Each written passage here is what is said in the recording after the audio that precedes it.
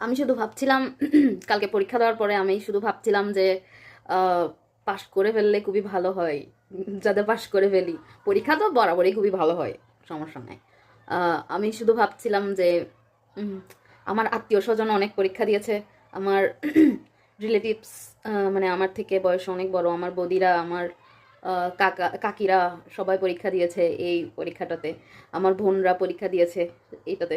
আমি চাচ্ছিলাম যে কোনোভাবে আমি যেন চলে আসি, অবশেষে অবশেষে আসলাম, এই আর কি। এটাই অনেক বড় একটা পাওনা যে প্রথম সরকারি চাকরির প্রিলি পাস করে ফেললাম।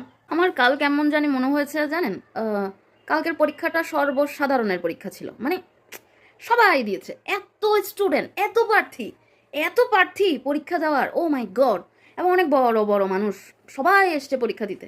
কালকের পরীক্ষাটা আসলে, তো বের হয়ে বললাম, মা বাবাকে বললাম আগে কিছু বলবো না, আসুক তারপর পরে দেখা যাবে, এই আর কি। আজকে রেজাল্টটা দিলাম এই আর কি। তারপর হচ্ছে চিন্তা করছিলাম যে সবাই দিচ্ছে, আমার কাকিরাও দিচ্ছে, আমার আমার চেয়ে বয়স অনেক সিনিয়র মানুষ ওরাও দিচ্ছে। কি রে ভাই, কি সমস্যা, এই চাকরিতে কি আছে? পরে দেখলাম যে রিলেটিভসের মধ্যে আমারই আসলো, কেউই আসে নাই, আমারই আসলো, এই আর কি।